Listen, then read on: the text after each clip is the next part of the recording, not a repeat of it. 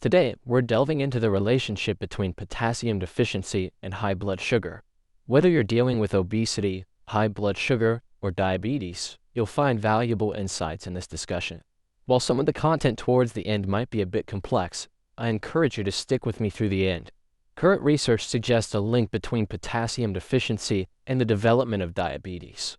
But can supplementing potassium cure diabetes? Definitely not, as it's not a simple matter of one nutrient. However, this doesn't mean potassium plays no role in managing blood sugar. Balancing blood sugar involves various factors, and I've previously talked about exercise, sleep, stress, and the gut's relationship with blood sugar.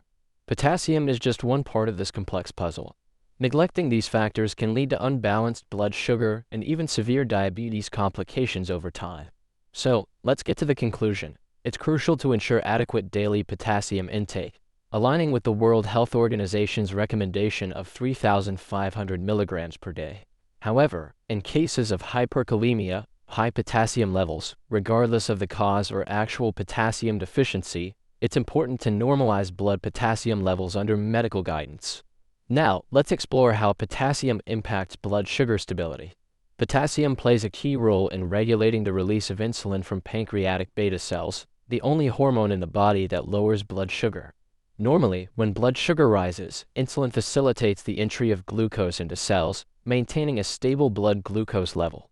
However, in conditions like type 1 diabetes or advanced type 2 diabetes, where insulin production is inadequate, blood sugar levels can rise uncontrollably.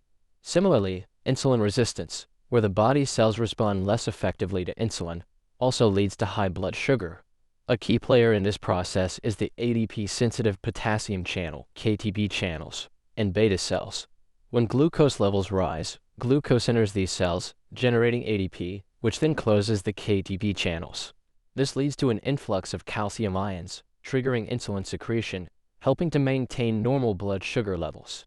Observational studies have shown a negative correlation between dietary potassium intake and the risk of type 2 diabetes. For example, a 1992 study indicated that higher dietary potassium intake was associated with a reduced risk of type 2 diabetes. Further research also revealed a negative correlation between serum potassium levels and diabetes risk, independent of diuretic use. However, these studies are observational and don't establish a direct causal relationship between potassium deficiency and diabetes. So, what's the mechanism? ADP-sensitive potassium channels play a pivotal role.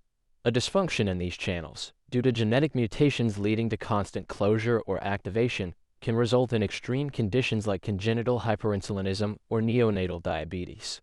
Additionally, these channels also affect skeletal muscles and the liver, key organs in blood sugar balance. Factors affecting the activity of ADP-sensitive potassium channels include cellular ADP concentration and genetic mutations. However, there's no direct link between potassium deficiency and the channel's activity.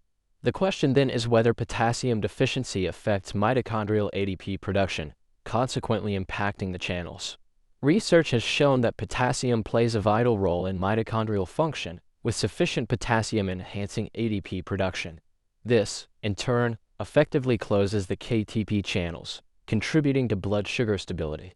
In summary, for healthy individuals, consuming potassium-rich foods, not supplements, in line with WHO guidelines can aid in better sugar metabolism and maintaining stable blood sugar levels. However, in cases of chronic high blood sugar, which damages vital organs, even substantial potassium supplementation may have limited impact on blood sugar control.